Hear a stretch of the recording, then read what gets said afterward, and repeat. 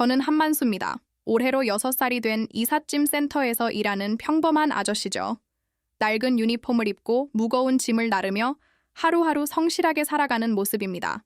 손은 굳었고 얼굴은 햇볕에 그을렸습니다. 아빠, 상견례 날짜가 잡혔어요. 다음 주 토요일이에요. 딸 지수가 조심스럽게 말했습니다.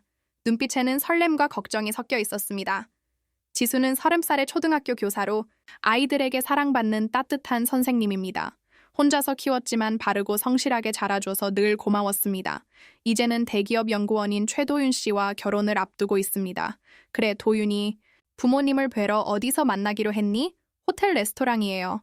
도윤 어머님이 하셨대요. 지수의 목소리가 살짝 떨렸습니다. 아이가 걱정하는 것이 무엇인지 금방 알 수 있었습니다. 잠시 바라보며 지수는 한숨을 쉬더니 조심스럽게 말했습니다. 아빠, 사실 상견례 때는 정장 입고 가면 좋겠어요. 지수가 쇼핑백을 내밀었습니다. 그 안에는 고급스러운 정장 한 벌이 들어 있었습니다. 분명 지수의 월급으로는 부담될 가격입니다. 정장을 꺼내보니 정말 멋졌습니다. 하지만 평생 작업복만 입던 제게는 어색하기만 했습니다. 손도 굵고 얼굴도 거칠어서 이런 옷과는 어울리지 않을 것 같았습니다. 이 몸에 정장이 어울릴까? 저는 멋쩍게 웃으며 말했습니다. 그러자 지수의 눈가의 걱정이 더 짙어졌습니다. 딸은 아버지가 상견례에서 무시당할까봐 걱정하고 있었던 것입니다. 하지만 그 마음은 이해가 되었습니다. 세상은 종종 겉모습만으로 사람을 판단하기 때문입니다. 걱정 마라, 지수야. 아빠가 멋지게 입고 갈 거야. 지수의 얼굴에 안도의 미소가 번졌습니다. 하지만 저는 씁쓸한 감정을 숨길 수 없었습니다. 내 딸이 내 직업과 내 모습을 부끄러워한다는 생각이 들었기 때문입니다. 다음 주 토요일이 빠르게 다가왔습니다. 그리고 운명의 상견례 날, 저는 지수가 선물한 정장을 입고 호텔 레스토랑으로 향했습니다. 아빠, 저기 도윤이 가족분들이 와 계세요. 지수가 레스토랑 안쪽을 가리켰습니다. 테이블에는 3명이 앉아 있었습니다. 도윤 씨와 그의 부모님이었습니다. 도윤 씨는 32살의 대기업 연구원으로 성실하고 착한 청년입니다. 우리가 들어서자마자 자리에서 일어나 반갑게 손을 흔들었습니다. 지수 씨, 아버님 이쪽으로 오세요. 테이블로 다가가며 도윤의 부모님을 살펴봤습니다. 아버지 최명석 씨는 62살쯤 되어 보이는 은퇴한 변호사라고 들었습니다. 온화한 인상이었습니다. 어머니 백미숙 씨는 처음 만난 순간부터 부담스러웠습니다. 58세의 대형 로펌 대표라는 그녀는 고급스러운 옷차림과 완벽한 메이크업으로 저를 위아래로 훑어보며 미소 짓고 있었습니다. 그런데 그 미소는 눈까지 닿지 않는다는 것이 문제였습니다. 안녕하세요, 한만수입니다. 지수 아버지고 정중하게 인사를 드렸습니다. 최 변호사님은 친절하게 악수를 청했지만 백 대표님은 가볍게 고개만 끄덕였습니다. 앉으세요. 오늘 처음 뵙게 되었네요. 모두 자리에 앉고 음식이 나오기 시작했습니다. 처음에는 어색한 침묵이 흘렀습니다. 도윤이 분위기를 풀려고 노력했어요. 아버님, 지수 씨가 아버님 자랑을 정말 많이 해요. 혼자서 지수 씨를 훌륭하게 키우셨다고. 그의 미소가 저를 따뜻하게 만들었습니다. 제가 자랑을 한 것이라니 가슴이 훈훈해졌습니다. 그저 아버지로서 할 일을 한 것뿐입니다. 그때 백 대표님이 와인잔을 들며 물었습니다. 한 씨는 어떤 일을 하신다고요? 순간 테이블에 긴장감이 흘렀습니다. 지수가 먼저 대답하려는 기색을 보였지만 제가 손을 들어 제지했습니다. 부끄러워할 것도 없었으니까요. 요즘은 이삿짐 센터에서 일합니다. 제가 말을 마치자마자 백 대표님의 표정이 순간 굳었습니다. 굳어진 손에 힘이 들어가는 것이 보였습니다. 이삿짐 센터요? 무거운 짐을 나르는 그런 일이요? 질문에는 놀람과 실망이 묻어났습니다. 저는 침착하게 대답했습니다. 네, 그렇습니다. 사람들의 소중한 물건들을 안전하게 옮기는 일이죠. 테이블에 어색한 침묵이 내려앉았고 지수의 얼굴이 붉어졌습니다. 도윤은 당황한 듯 어머니를 쳐다봤습니다. 최 변호사님은 헛기침을 하며 화제를 돌리려 했지만 백 대표님은 그 기회를 허락하지 않았습니다. 잠시만요, 한 씨. 그럼 대학은 어디를 나오셨나요? 특별한 전공이 있으신가요? 순간 지수의 손이 테이블 아래에서 제 손을 꼭 잡았습니다. 딸아이의 손이 떨리고 있었어요. 가슴이 아팠지만 저는 침착함을 유지했습니다. 대학은 다니지 못했습니다. 일찍 사회생활을 시작했거든요. 백 대표님의 눈빛이 더욱 차가워졌습니다. 그녀는 와인을 한 모금 마시고 도윤 쪽을 향해 말했습니다. 도윤아, 너는 이화대학교를 나와 대기업 연구원으로 일하고 있는데 너무 다른 환경에서 자란 것 같네. 백 대표님의 말에 지수의 어깨가 움츠러들었고 도유는 당황한 표정으로 어머니를 바라봤습니다. 어머니, 그게 무슨 상관이에요? 저와 지수 씨는 서로를 사랑해요. 백 대표님은 미소를 지으려 했지만 그 미소는 냉랭했습니다. 살 수 있니? 솔직히 이사짐 센터 직원이 장인어른이 된다면 주변 시선이 신경 쓰일 수밖에 없죠. 엄마가 없는? 것도 마음에 안 드는데 사돈 될 사람 직업도 너무 별로네요. 백 대표님의 말이 가슴을 찔렀습니다. 지수의 얼굴이 하얗게 변했고 도유는 충격받은 표정으로 어머니를 바라보았습니다. 최 변호사는 황급히 아내의 팔을 잡으며 말했습니다. 미숙 씨, 그런 말은? 하지만 백 대표님은 아랑곳하지 않고 계속 말을 이어갔습니다. 내가 틀린 말 했나요? 현실적으로 생각해봐요. 우리 가족 모임에 이사짐 센터 직원이 와서 어울릴 수 있을까요? 우리 지인들은 모두 판사, 의사, 변호사들인데. 테이블에 무거운 침묵이 내려앉았습니다. 지수의 입술이 떨리고 있었어요. 딸아이가 상처받는 모습을 보니 가슴이 아팠지만 저는 차분함을 유지했습니다. 평생 참아왔던 시선들이 있으니까요. 백 대표님, 저는 제 일이 부끄럽지 않습니다. 자부심을 가지고 일하고 있어요. 제 말에 백 대표님은 콧방귀를 뀌었습니다. 자부심이 땀냄새 풍기며 먼지 속에서 집을 나르는 일에 무슨 자부심이 있다고? 도윤이 자리에서 벌떡 일어났습니다. 어머니 그만, 신뢰가 너무 침울해졌습니다. 백 대표는 아들을 향해 차갑게 말했습니다. 도윤아, 나중에 후회하지 않으려면 지금 모든 걸 따져봐야 해. 너는 우리 가문의 자랑인데 이런 분과 사돈을 맺는다면. 순간 분노가 치밀었지만 저는 깊게 숨을 들이마셨습니다. 지수를 위해서라도 참아야 했어요. 하지만 이대로 딸이 고통받는 모습을 지켜볼 수는 없었습니다. 이삿짐 센터라는 게 단순히 짐을 옮기는 게 아닙니다. 모두의 시선이 저에게 집중됐습니다. 저는 천천히 또박또박 말을 이어갔습니다.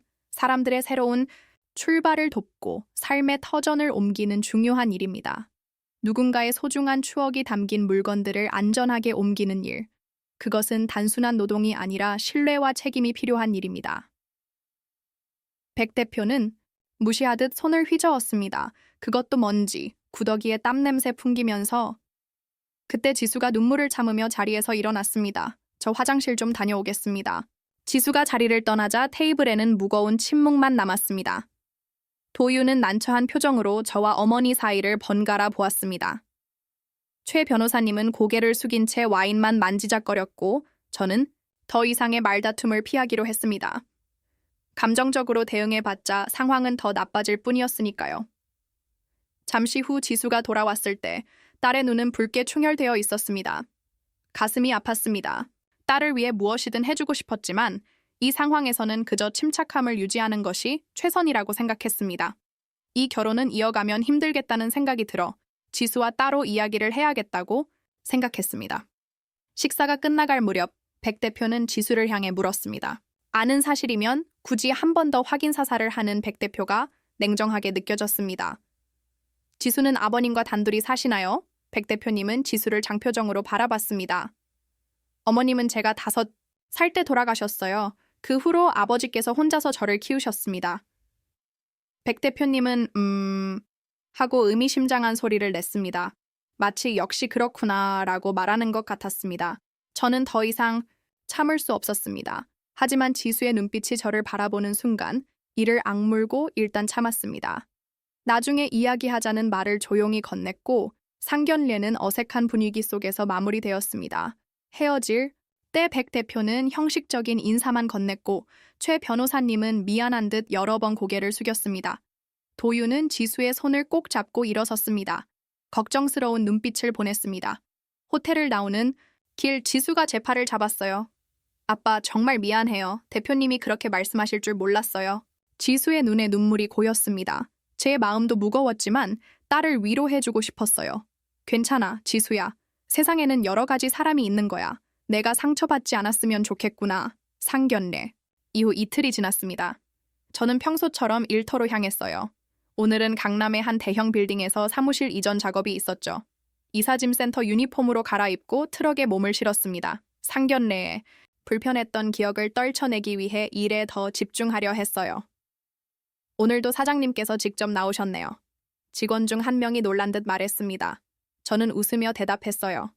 내가 직접 뛰어야 직원들도 믿고 따르지. 그리고 가끔은 현장의 감각을 잃지 않는 게 중요해. 사실 저에게 이사짐 센터는 단순한 일터가 아닙니다. 이곳은 제가 직접 운영하는 물류 네트워크의 일부죠. 겉으로는 평범한 이사짐 센터처럼 보이지만 사실 저는 국내 최대 물류 운송, 기업과 부동산 투자 회사를 함께 운영하고 있었어요. 다만 그 사실을 아는 사람은 많지 않았습니다. 저는 내가 직접 현장에서 일해야 회사가 어떻게 돌아가는지 알 수 있다는 철학을 가지고 있었거든요. 트럭을 주차하고 짐을 내리기 시작했습니다. 땀이 흘러내렸지만 이런 육체 노동이 주는 명료함이 좋았어요. 머릿속에 복잡한 생각들이 정리되는 느낌이었죠. 한 사장님의 익숙한 목소리에 고개를 돌렸습니다. 김정은 회장이 활짝 웃으며 걸어오고 있었어요. 김정은 회장은 65살의 부동산 투자 업계 거물로 저와는 오랜 친구이자 사업 파트너였습니다. 우리는 반갑게 악수를 나눴어요.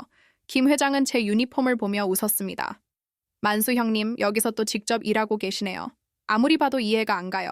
형님 같은 회장님이 왜 이렇게 현장에서 땀을 흘리시는? 저는 어깨를 으쓱했습니다. 가히 모든 일을 시작한 건 바로 여기 이사짐 센터에서 있으니까.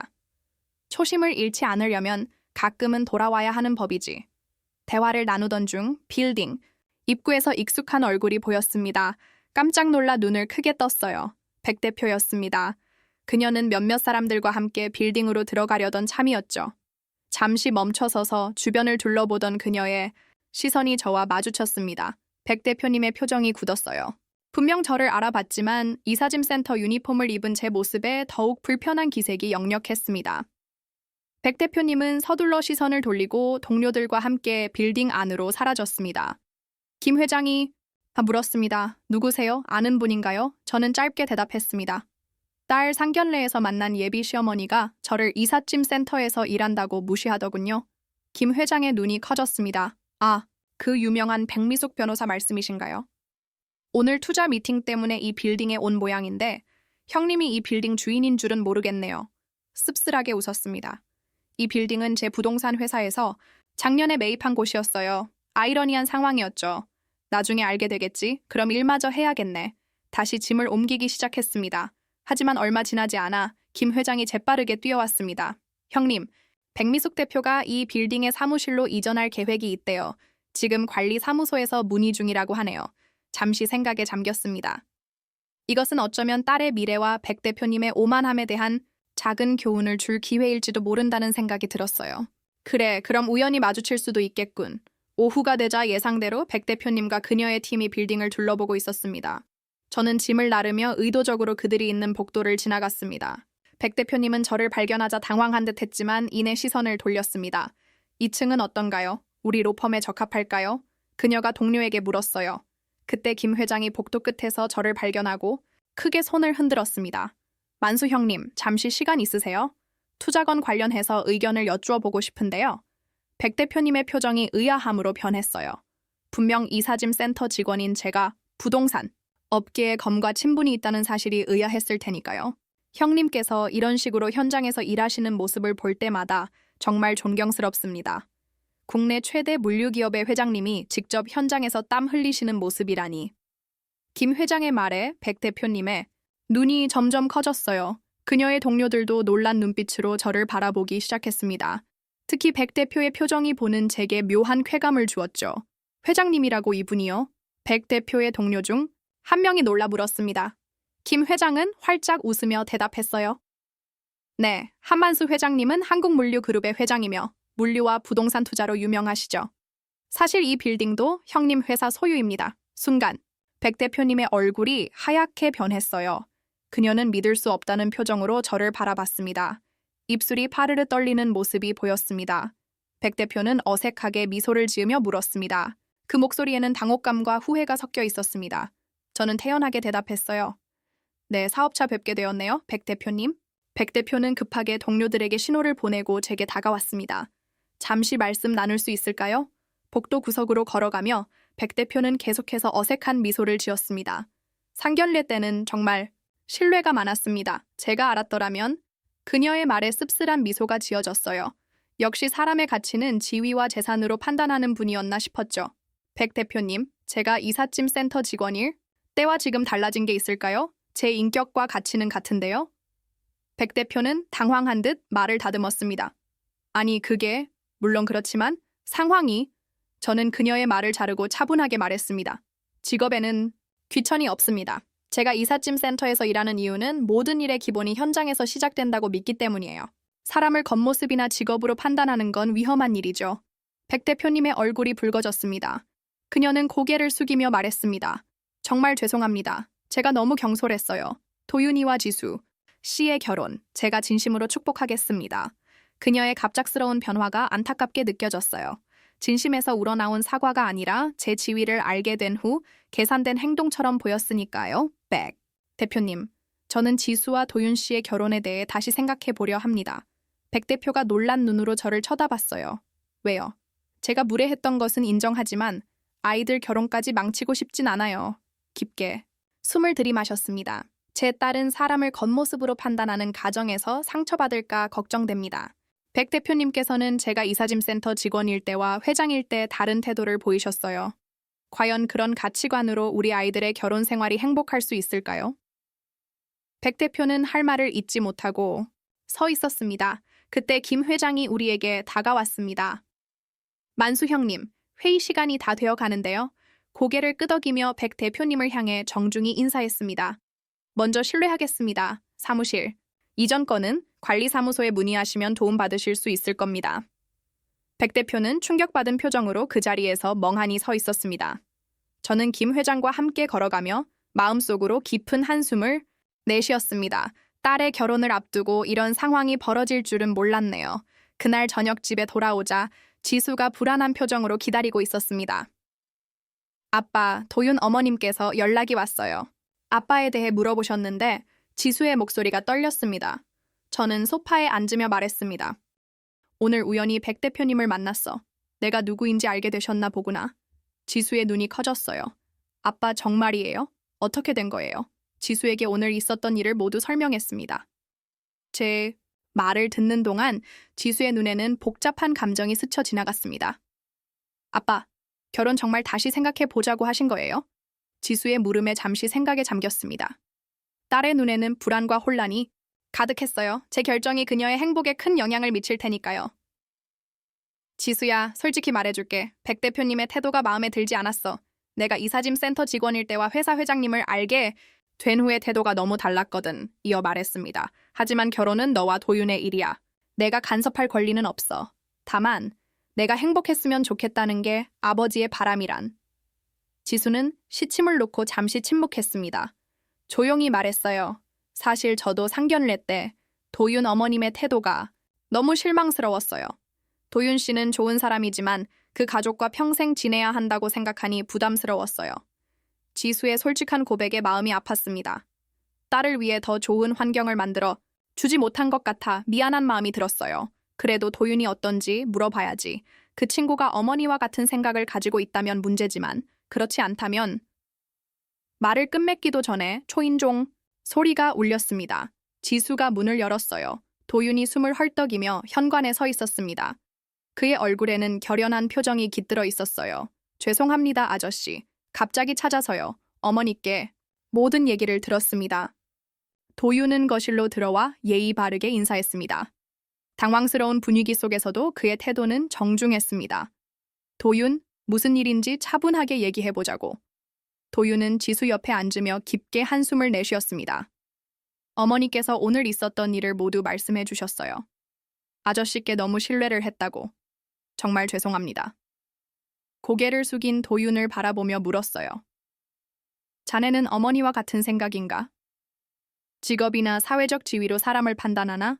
도윤이 고개를 번쩍 들었습니다. 절대 아닙니다. 제가 지수 씨를 사랑하는 건 그녀가 어떤 사람인지를 알기 때문이에요. 아버지가 어떤 일을 하시든 그건 지수 씨와 제 사랑에 아무런 영향을 주지 않아요. 그의 눈에는 진심이 담겨 있었습니다. 이어서 도윤이 단호하게 말했어요. 오늘 어머니께 확실히 말씀드렸습니다. 어머니, 사람을 직업으로 판단하지 마세요. 제가 사랑하는 지수 씨와 한 아저씨를 그렇게 대하신 것은 정말 잘못된 행동이었어요. 도윤의 말에 지수의 눈이 촉촉해졌습니다. 저도 마음이 움직였어요. 이 청년은 정말 진심이 느껴졌습니다. 어머니께서 정말 많이 반성하고 계세요. 처음엔 한 회장님의 지위 때문에 당황하셨지만 제가 단호하게 말하자 자신의 행동을 깊이 되돌아보셨어요. 도윤이 조심스럽게 말을 이었습니다. 저희 결혼 다시 생각해 보신다는 말씀을 들었습니다. 물론 아저씨의 마음을 충분히 이해해요. 하지만 저는 지수 씨를 정말 사랑합니다. 그리고 어머니의 잘못된 행동 때문에 저희의 행복이 흔들리는 것을 원치 않아요. 지수가 도윤의 손을 꼭 잡았어요. 그녀의 눈에는 사랑과 확신이 담겨 있었습니다. 아빠, 도윤 씨는 정말 좋은 사람이에요. 처음 만났을 때부터 저를 있는 그대로 존중해 줬어요.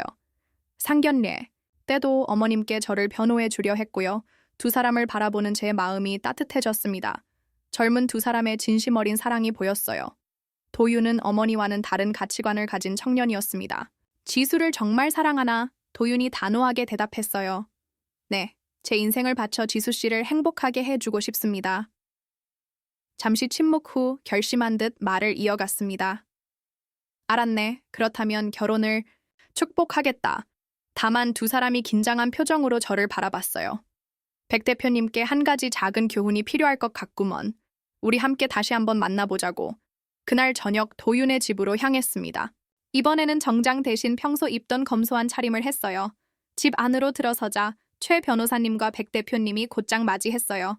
백 대표의 얼굴에는 미소가 가득했지만 그 눈빛은 여전히 불안해 보였습니다.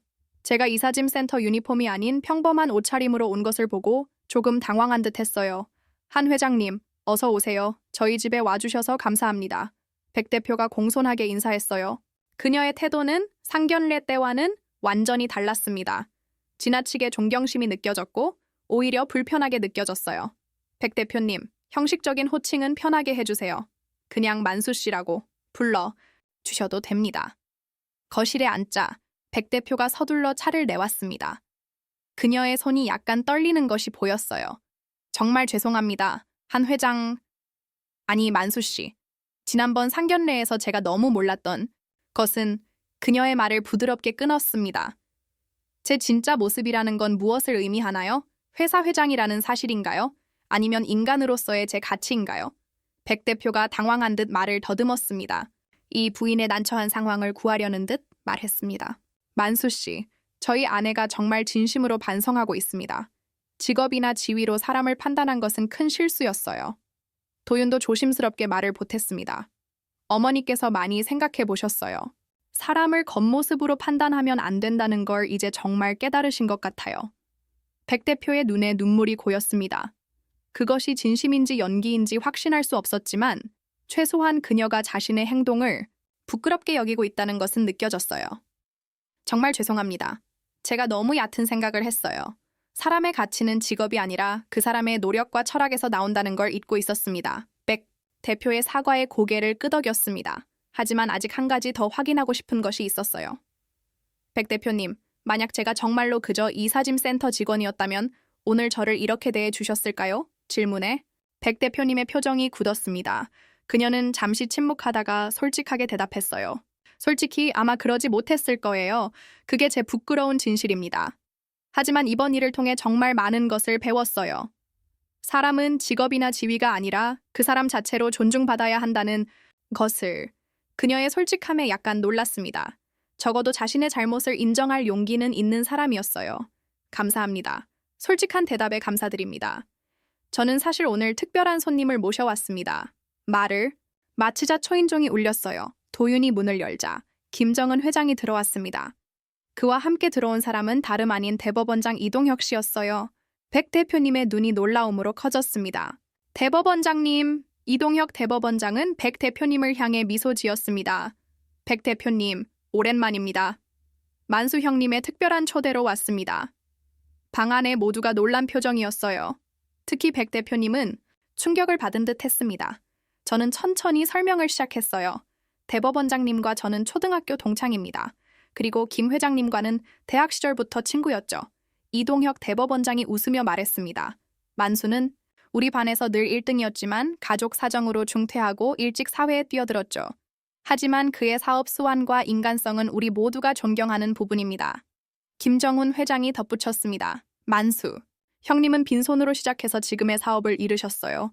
하지만 성공한 뒤에도 초심을 잃지 않기 위해 매주 이사짐센터에서 직접 일하십니다.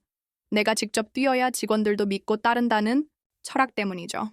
백 대표의 얼굴이 점점 붉어졌어요. 자신이 얼마나 피상적인 판단을 했는지 깨닫고 있는 듯 했습니다. 최 변호사님도 놀란 표정으로 저를 바라봤고 이동혁 대법원장이 웃으며 말했습니다. 사실 만수의 장학재단 덕분에 법조계에서 활동하는 인재들이 얼마나 많은지 아세요? 그가 남몰래 기부한 금액은 상상을 초월합니다. 하지만 절대 자신의 이름을 드러내지 않죠.